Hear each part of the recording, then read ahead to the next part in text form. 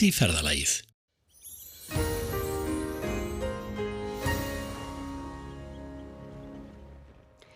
Komið sæl, það er víðáttumikil og krepplægð sem stjórna veðrinu hjá okkur núna í dag.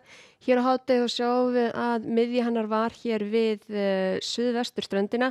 Nú þegar þá gular viðvaranir í gildi á Suðurlandi og Faxaflóa vegna hríðarveðurs, en síðan vegna vinds á Suðausturlandi. Vindurinn hefur nú þegar farið upp í 35 metra á sekúndu í meðalvindi bæði á Stórhöfða og Vatnsskarðshólum. Hviðurnar farnar upp í 45 metra á sekúndu og þetta er ekki búið enn því að viðvaranir eru í gildi alveg þangað til snemma í fyrramáli. Fyrir aðeins betur við það á eftir. Hitatölunar þar hafa verið svona í kringum frostmark en hæst fór þó hitin upp í alveg 10 stig í Öræfum. En ef við skoðum hér síðan stöðuna og hvað þessi lægð ætlar að gera, hún fer hér alveg þvert yfir landið, snúast til vestlægar, norðvestlægar átt núna í nótt. Það er snjókoma hér fyrir norðan í fyrramálið en síðan styttir upp. Síðan á þriðjudaginn þá er nú ekki mikið að vera á vesturhlutanum, stöku él, en það er þessi lægð sem kemur hér og ætlar að stjórna veðrinu austan til, en það er að mestu snjókoma og allhvass vindur. Sjáum hér á hitakortinu að það er svona heldur að kólna hjá okkur á morgun og á þriðjudaginn er ekki mikla breytingar. Þessi hlýi geiri sem ætlar að fylgja lægðina ætlar ekki að koma við sögu hjá okkur. En ef við skoðum hér í kvöld og nótt þá er þessar hríðarviðvörun að renna út hér, komin gul viðvörun á Austfjörðum núna 9 í kvöld, en þessar tvær hér vindviðvaranir bæði á Suðausturlandi og Austfjörðum. Þær eru vegna vestan og norðvestan áttar 20 til 25 metra á sekúndu og hviðurnar þeim mun meiri, eins og segir, það er nú þegar mælst 45 metrar á sekúndu í mestu hviðunum. Þannig að það er að gera á þessum svæðum að huga vel að möguleikunum á stífum vindi núna fram eftir nóttu.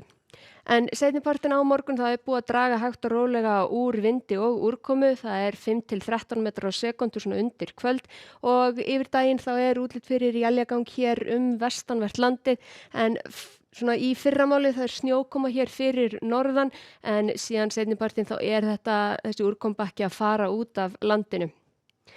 En ef við horfum síðan fram til þriðjudags þá er ekkert rosalega mikið að vera, jafnvel bjart og hér vestanvert landið, en síðan stöku él. Það er hins vegar hér austan til, þá er lægðin að koma hér nokkuð nálægt landinu, ekki eins nálægt og spár síðustu daga hafa gefið til kynna, en þó útlit fyrir að það verði snjókoma hér austan til og síðan undir kvöld þá er útlit fyrir þessi strengur sem sést hér aðeins glitta í jafnvel eitthvað inn á land, en það er bara útlit fyrir að það verði allhvass vindur. Auðvitað getur hún færst aðeins nær og þá verða áhrifin meiri, en það er að gera að fylgjast með spám. Síðan byrja miðvikudagur nokkuð bjartur, hægur vindur og frekar kaldur allt land, en síðan er hér vaxandi suðlæga átt á vestanverðu landinu, byrjar með snjókomu en færist síðan yfir í slyddu og rigningu þegar líður á daginn.